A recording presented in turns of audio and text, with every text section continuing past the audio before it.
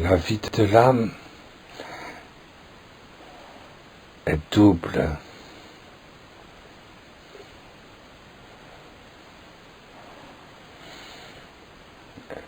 La vie de l'âme est double. L'une vie par laquelle elle vit dans la chair, l'autre vie par laquelle elle vit en Dieu. Et il y a en effet deux sens dans l'homme, l'un intérieur et l'autre extérieur.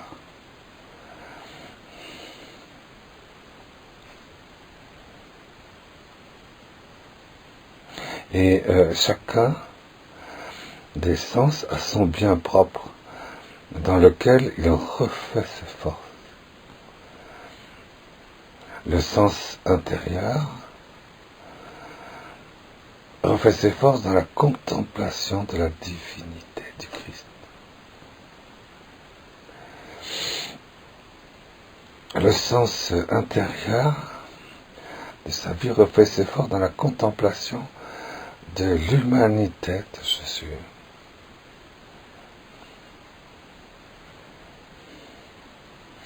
En effet, Dieu s'est fait homme de manière à rendre heureuse et heureux en lui tout homme et l'homme tout entier, de telle manière que soit qu'il entre, soit qu'il sorte, il trouve pâturage en son Créateur. Pâturage au dehors, dans la chair du Sauveur. Pâturage au dedans, dans la divinité de Dieu.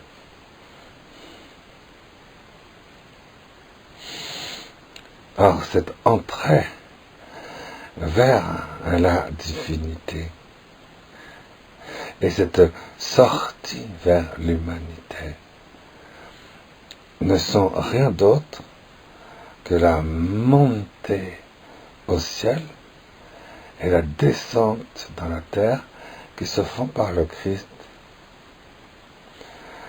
Comme par l'échelle dont il est écrit dans la Genèse, Jacob vit un songe. En songe, il vit ceci: une échelle dressée sur la terre, et son sommet touchait le ciel, et des anges montaient, et des anges descendaient par elle.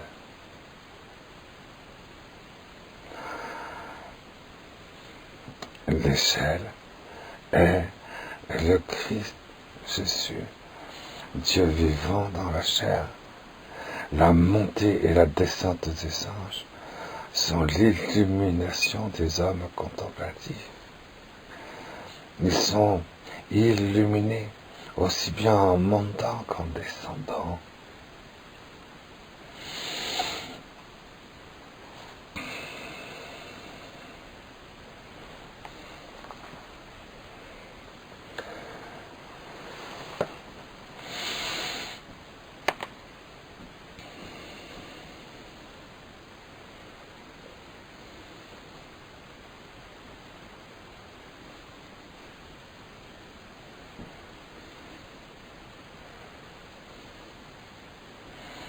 C'est beau, hein, les pères de l'Église, hein?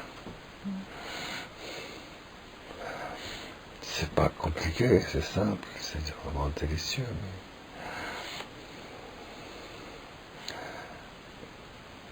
Et quand vous verrez le Fils de l'homme venant sur les nuées du ciel,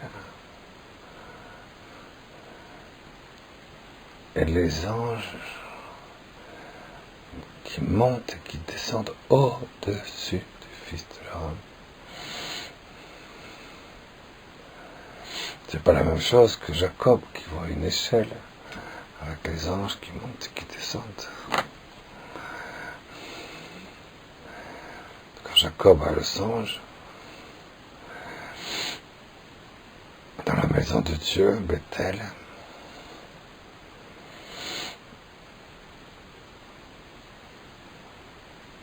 ce qu'explique Saint Bonaventure.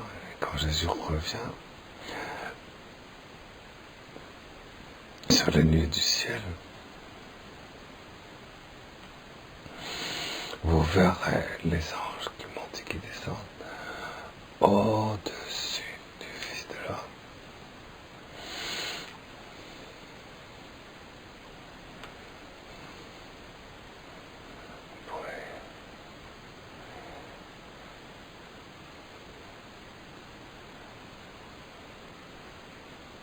La foi consiste quelque part aussi à s'abreuver de la lumière qui nous a révélé.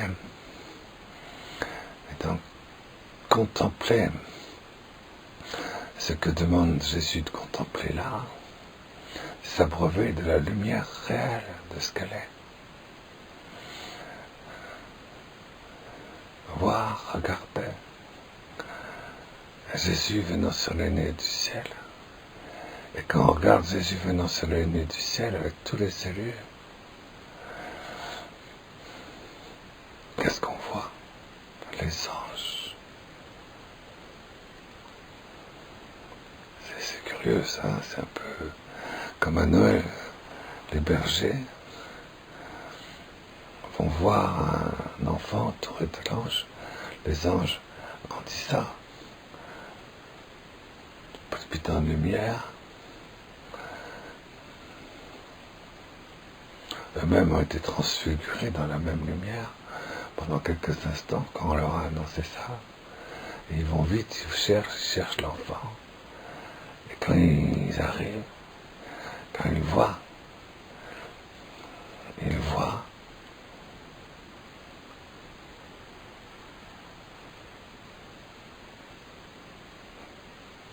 Ta Maria Caeton Yosef,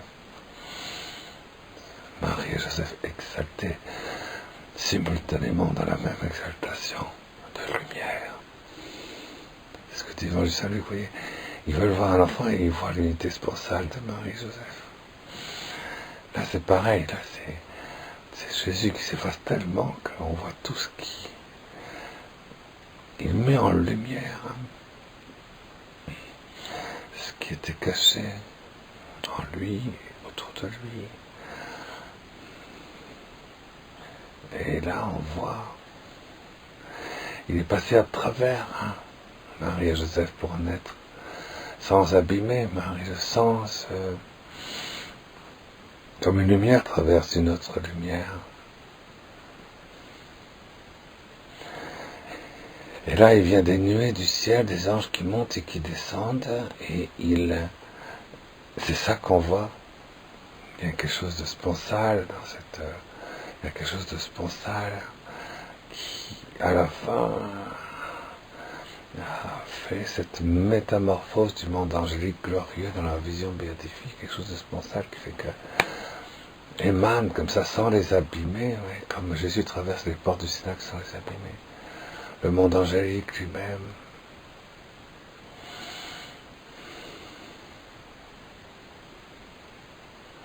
Ça, il faut regarder ça. Par la foi, je regarde, je vois,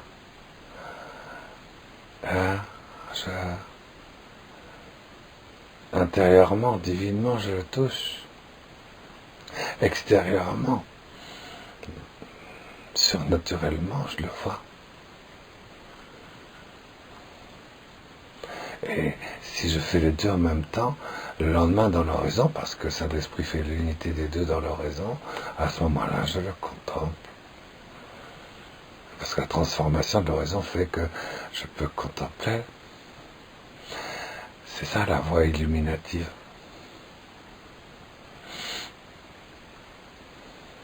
Cet objet, non de connaissance, mais d'expérience. Et de regarder justement, de voir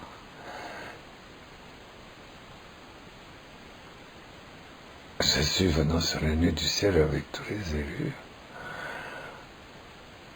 par la foi.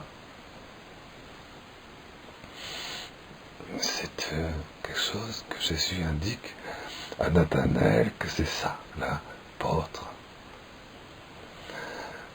Que jusque-là, tu n'étais pas apôtre, mais maintenant, tu vas être établi apôtre. Il parle à tous les autres en même temps. Les apôtres, c'est ceux qui voient, qui touchent, qui contemplent dans l'au-delà de la vie illuminative surnaturelle, qui voient pleine lumière de cette spontanéité au-delà de tout, émaner le retour, émaner la divinité en fait, dans la matière palpitante de sa divinité, si je puis dire, le Fils. Il y a quelque chose qui a émané de la terre. Et ce qui montre bien, si on fait le parallèle, vous voyez, avec la nativité de Saint Luc, c'est bien quelque chose qui émane d'une terre toute confondue dans la spontanéité incréée de Dieu, toute lumineuse. Et il y a une émanation. Jésus est sorti comme dit saint Augustin, saint Thomas, de Marie comme ça, comme une lumière traverse une autre lumière, et il est né comme ça, de manière à être une nourriture.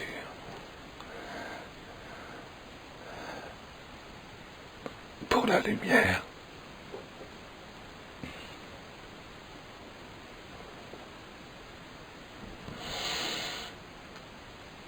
C'est pas la même chose, vous voyez, au fond. Hein? La vision de Jacob, et puis la vision de l'apôtre.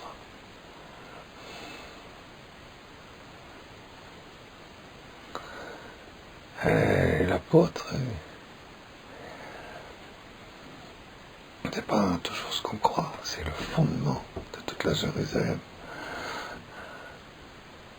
C'est le fondement.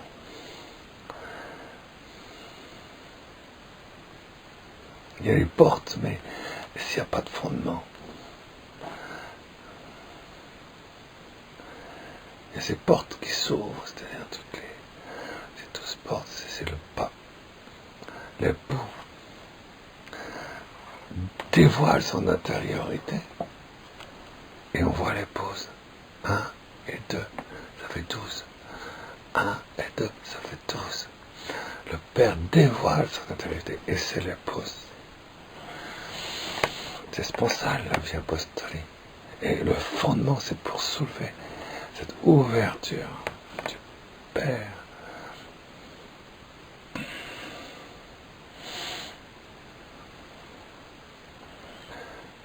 Celui qui voit. D'ailleurs, Nathanaël voit, il dit, tu es le Fils de Dieu, tu es le roi du ciel et de la terre.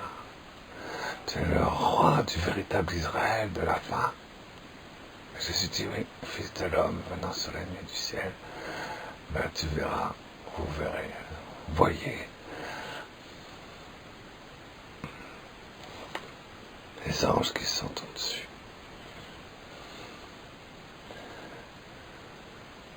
Qui montent et qui descendent.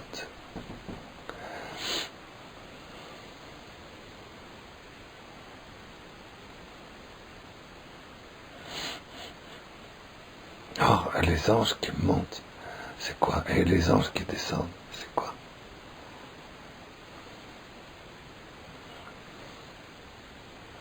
C'est important pour la vie des apôtres. Nous sommes les apôtres, les enfants qui sont avec nous, ce sont les apôtres des derniers temps, le roi du véritable Israël de Dieu, c'est l'apôtre de la grande chevauchée, de l'Apocalypse descendante. Ah, l'Apocalypse descendante. Et l'Apocalypse montante. La révélation montante, la révélation descendante, qui viennent l'une dans l'autre s'embrasser dans le baiser du véritable amour. Immédiatement, on comprend que c'est sponsal, les anges qui montent et qui descendent, parce que c'est l'interface de la nativité de Saint Luc. il cherche l'enfant, le Dieu palpitant de lumière, et il voit la spontanéité d'où il émane. Et là c'est pareil, il regarde le Fils de l'homme venant sur les nuées du ciel, et il voit les anges au-dessus de lui. Pas en dessous, au-dessus. Tandis que Jacob, il voyait l'échelle qui allait de la terre jusqu'au ciel. Et les anges qui montaient et qui descendaient, et c'était pas au-dessus.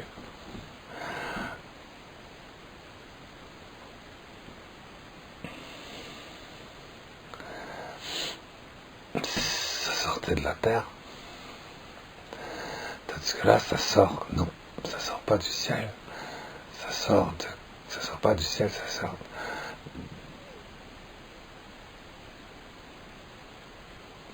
d'autre chose. Ça sort de quoi? Vous comprenez? L'Esprit Saint. Ah, la pause.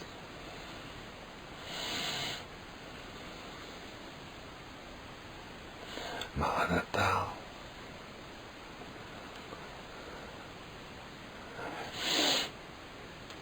Viens. Et l'apôtre, c'est celui qui regarde, celui qui vit, celui qui se nourrit, celui qui voit, celui qui touche, celui qui s'abreuve de cette vision. Par la foi, j'assiste. Par la foi, je peux assister à la transubstantiation. Par la foi, je peux assister à la création du monde, si je veux. Par la foi, je peux assister à la résurrection de notre Seigneur. Je peux assister par la foi, je peux assister à ce temps de silence où tout est suspendu entre la dormition et l'Assomption. Par la foi, je peux voir, assister, non pas comme les autres, les témoins de l'extérieur, mais de l'extérieur et de l'intérieur, comme dit Saint Bonaventure. Avec une lumière de Dieu, je peux voir, assister, là, je vois, je suis dedans, je vois. Pour ça, il faut l'oraison. Pourquoi? Parce que l'oraison fait que je désire associer les deux dans l'un, d'une vie contemplative, transformante, celle qui va au mariage sponsal. Parce que la vie apostolique est une vie d'amour, c'est une autorité d'amour. Il y a la dimension sponsale au sacerdoce apostolique, à l'apostolat final. L'Église, c'est la finalité, l'Église, c'est la Jérusalem finale, c'est la Jérusalem terminale, c'est la Jérusalem accomplie en plénitude, reçue de la fin. C'est ça que je vois, que je regarde, je touche. Et c'est ça que je vis. L'apôtre vit cela. Il descend avec l'Apocalypse descendante et il remonte avec l'Apocalypse ascendante. Je veux dire, il remonte avec l'Immaculée Conception, il redescend avec la paternité sponsale de Dieu. Et dans cette rencontre prodigieuse de sa vie contemplative, ce baiser d'inévitable amour, alors c'est Dieu vivant sur les nuées du ciel et au-dessus de lui, c'est-à-dire son couronnement. Son couronnement. Et c'est les anges qui ont connu la métamorphose. La création tout entière doit être entièrement métamorphosée, assimilée, assumée, recréée dans un monde glorieux qui ne sera plus dans le temps, et ce sera la même création, mais sous un mode d'éternité, d'instant éternel se renouvelant. Et les anges aussi ont ceux qui sont dans le ciel de la vision béatifique, de la lumière de gloire, eux aussi participent à cette métamorphose de la création tout entière. Et donc leur passage, bien sûr, passe d'un engendrement qui vient de Marie, reine de la royauté immaculée, du ciel et de la terre, elle est reine des anges, reine de tout le ciel angélique glorieux et de la terre, et en fait des deux en vérité, et de l'unité des deux, et de l'au-delà de l'unité des deux. Voilà le monde angélique ainsi mutation, connaissant cette métamorphose qui fait le couronnement du royaume qui vient et qui nous amène dans l'instant éternel de l'Apocalypse, qui nous amène à cette vie apostolique, qui fait dégouliner de nous la révélation à la création tout entière, à tel point qu'elle vient caresser l'intérieur incréé de Dieu. Macharé, comme on dit en hébreu, caresser délicieusement l'intérieur de Dieu. Ça l'honore Dieu de vivre ça, ça honore Dieu qu'on vive ça, ça l'honore, ça l'honore, ça le glorifie, ça le glorifie, ça le glorifie. C'est toi que les apôtres glorifient. Les apôtres sont des glorificateurs. C'est pas des harceleurs.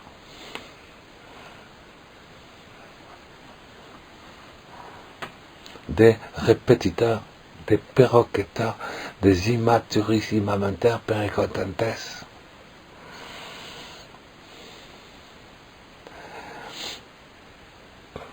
Non, pas du tout. C'est toujours nouveau.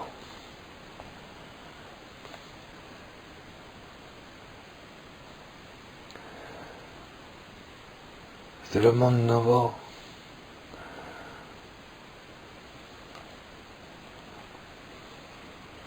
Merci Saint Bonaventure de nous avoir expliqué. Merci, merci, ah oui. Et Saint Nathanaël, Saint Barthélemy, mon Dieu. Oui, passer du Fils de Dieu au Fils de l'homme. Maintenant sur les nuées avec les anges qui sont au-dessus du Fils de l'homme. Je ne peux pas dire qu'ils sont plus grands.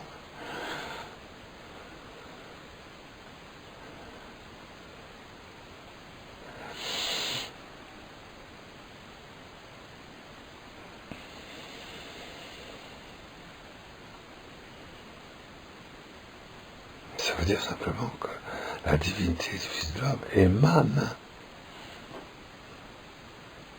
de cet apocalypse angélique descendante et de cette apocalypse augmentante et émanante. Il en émane.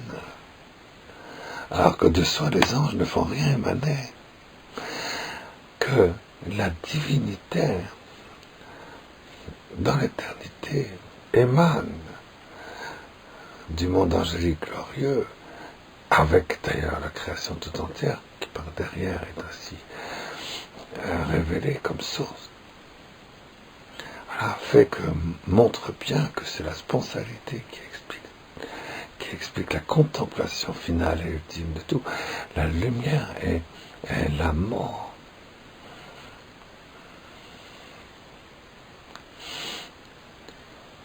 La lumière est toujours élevante dans l'amour, et l'amour est toujours descendant dans le poids de la disparition en Dieu.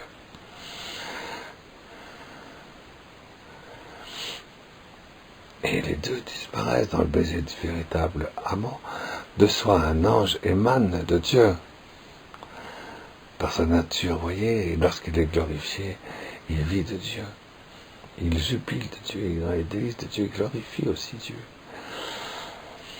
Mais qu'il soit au-dessus du Fils de l'homme en montant et descendant, oh là là, ça c'est ça qu'on voit. Et du coup, on peut contempler le Fils de l'homme venant sur les nuées lorsqu'on voit.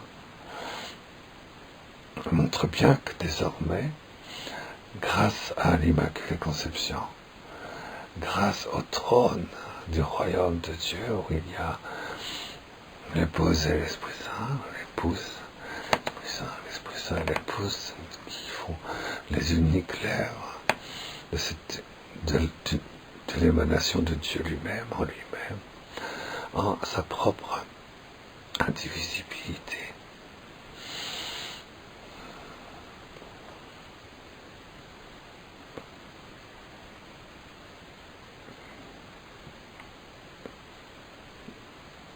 Montre bien à quel point Lucifer s'est trompé. En disant qu'il ne faut pas passer par le visage du Fils de l'homme pour servir Dieu. Il s'est grandement trompé.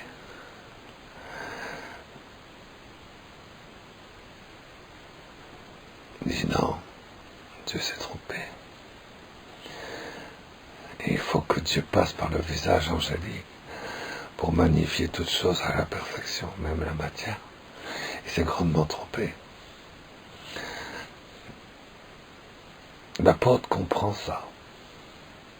L'apôtre, c'est qui glorifie Dieu, qui montre la victoire, et qui fait que Dieu se savoure lui-même, et caresse lui-même par sa propre caresse intérieure. Ah.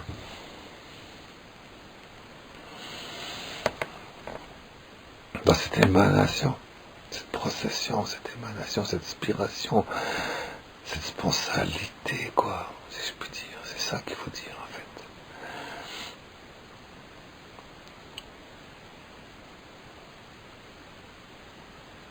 On peut dire que le Saint-Esprit, avant la création du monde, je ne sais pas comment est-ce qu'on pourrait expliquer ça comme ça, est suspendu à la mamelle de l'unité de lumière de l'époux et de l'épouse. Le Saint-Esprit émane, filioque procédit, du Père et du Fils. Il procède de l'unité de lumière du Père.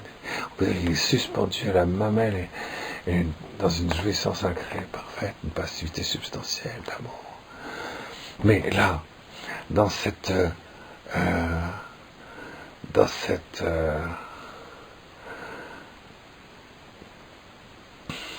apocalypse apostolique,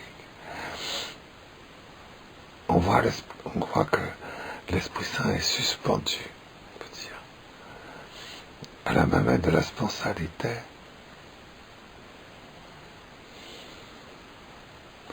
Et étant suspendu à la mamelle de la spontanéité incrée dans la création tout entière, dans le visage du Fils de l'homme. Alors il se nourrit de manière passive de l'amour, de l'indivisibilité, de la lumière, ce qui est tout un petit peu différent. Vous voyez, il y a cette mission, cette fois c'est devenu visible de l'époux, dans la mission visible de l'épouse, fait la mission invisible du Paraclet.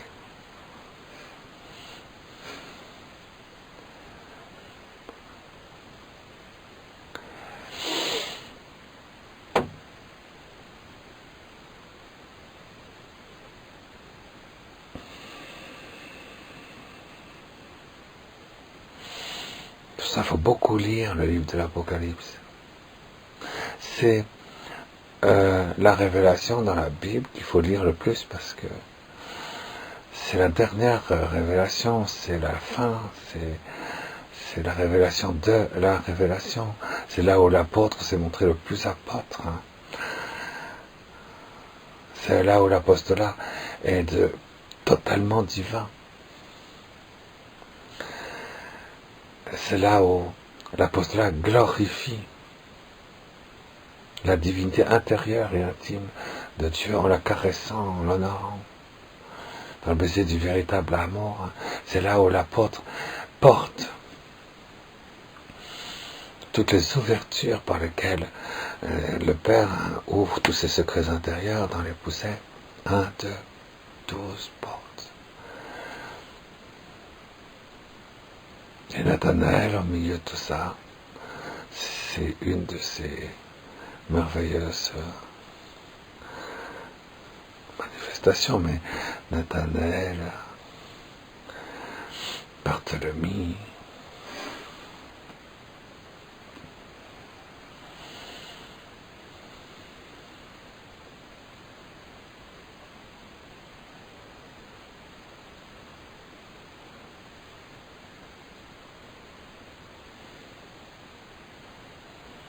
C'est pas important de savoir où est-ce qu'il a exprimé, dans quelle ville, sur quel chemin.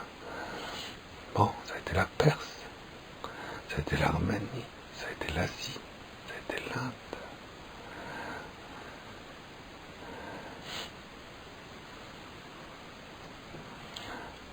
Moi, je dis aussi, ça a été la France.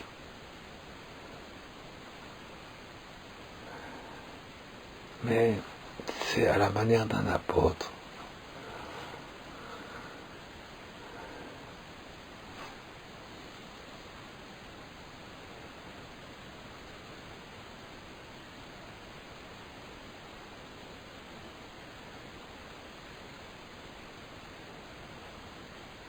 Puisque Jésus dit, voilà un véritable fils d'Israël.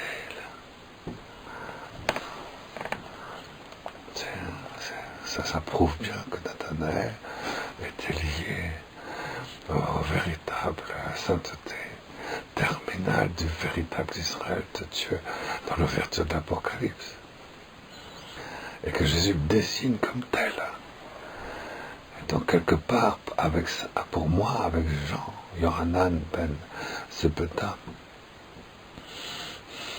Boanerges, Nathanaël, Bartholomos, eh ben, c'est les deux de l'ouverture des temps.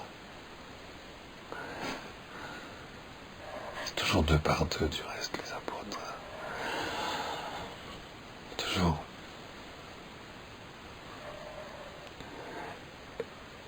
De l'ouverture des temps, je veux dire par là, du nouvel Israël. Bien sûr, il y a Jacques. Évidemment que tu ne peux pas séparer Jean de Jacques. C'est sûr. C'est certain.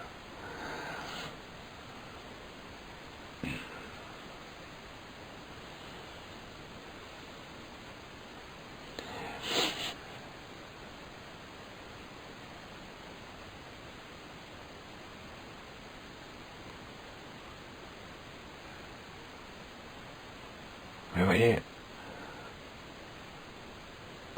nous allons au fur et à mesure que les jours vont s'écouler, ce sera de plus en plus facile pour nous de voir l'ange. C'est vrai, c'est pas facile de voir l'ange.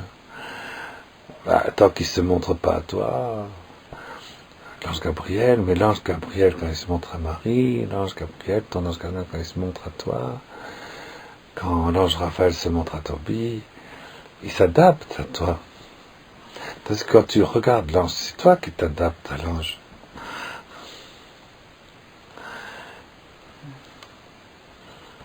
Eh bien, ça va être peut-être de plus en plus facile au fur et à mesure que les jours s'écoulent, qu'on puisse avoir, j'allais dire, non pas cette descente de l'ange vers nous, mais cette montée aussi vers l'ange.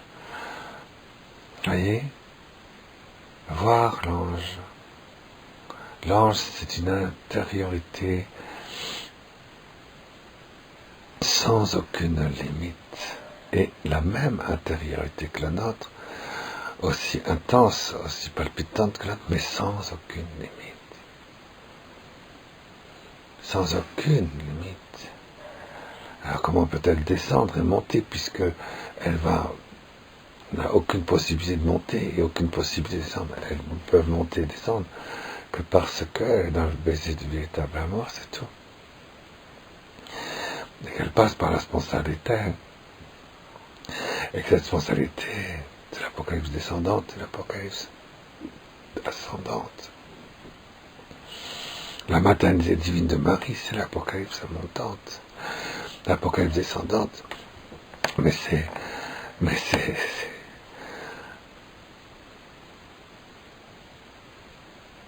la paternité.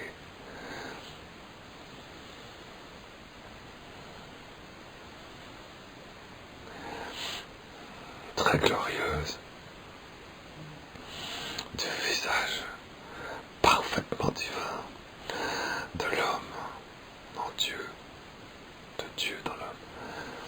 Pourquoi? Parce que on peut dire que Dieu a créé l'homme à son image et à sa ressemblance, mais Quand on lit Apocalypse, bien sûr, et qu'on connaît la révélation et la tradition de la révélation, la manière dont elle est transmise. Ah oui, bien sûr, Marie est mère de Dieu et elle nous montre l'ascension du Fils de Dieu qu'elle engendre, bien sûr.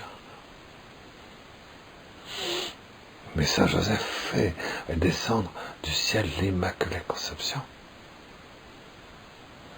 La paternité de l'époux dans le visage de l'homme. Et on peut dire, l'homme est fait à l'image ressemblance de Dieu, oui.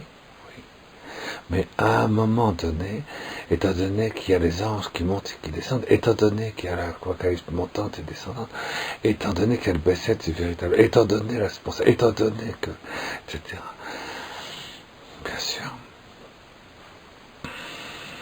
que Dieu est image ressemblance de l'homme.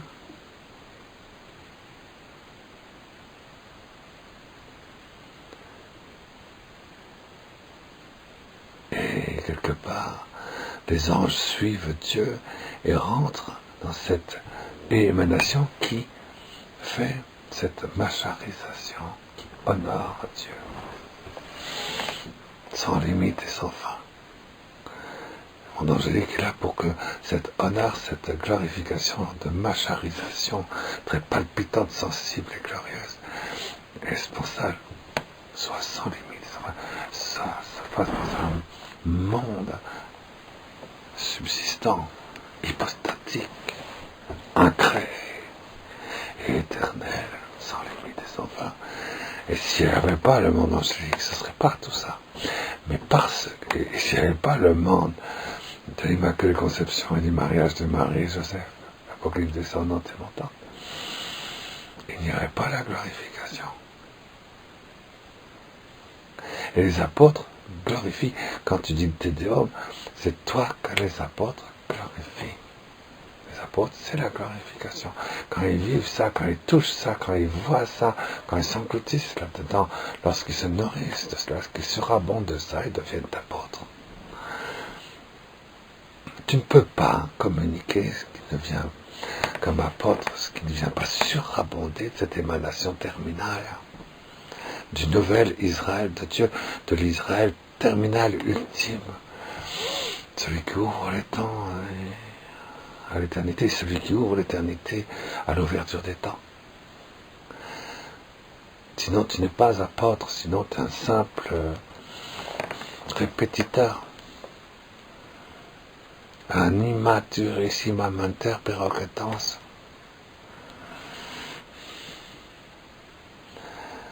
beaucoup mieux en latin.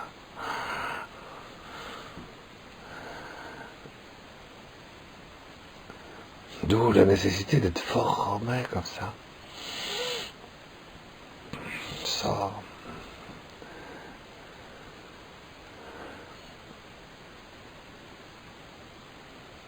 Cette formation, vous savez, on dit toujours que dans les noviciats, il ne faut pas prendre les gens qui ont 40 ans parce qu'ils ont perdu toute souplesse.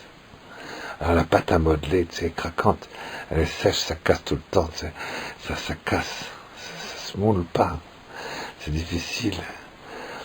Tandis que quand il a 15 ans, 16 ans, 18 ans, il est souple, il se laisse complètement modeler, comme le veut le Père Mec, comme le veut le Père Abbesse, la Mère Abbesse. C'est un délice comme ça d'avoir ces petites novices. Et elles se laissent complètement mouler, elles deviennent toutes saintes. Il n'y a plus rien à voir entre celle qui est rentrée et celle qui émane. Et c'est autre chose, c'est un autre univers. Et ça y est, l'Église est née en elle. Et bien, c'est pareil pour les enfants. Les enfants, pourquoi est-ce que le bon Dieu veut que ce soit les enfants qui soient les apôtres des derniers temps? Parce que les enfants avortés, tu peux pas être plus souple qu'eux. Mais il faut qu'ils rentrent dans cette formation, cette transformation, cette transsubstantiation, cette transverbération, cette transglorification, cette transdivinisation, cette transangélisation.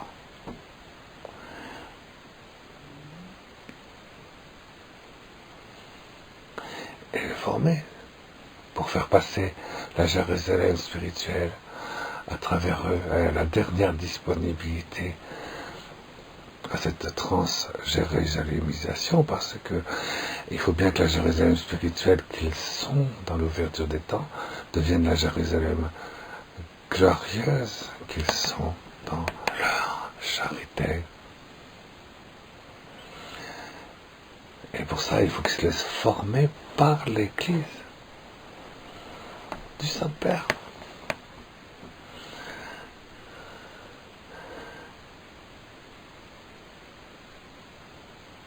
Et eux sont de très grands, très beaux disciples qui s'écoulent délicieusement dans cette formation de l'Église en Jérusalem spirituelle. Est-ce que vous comprenez?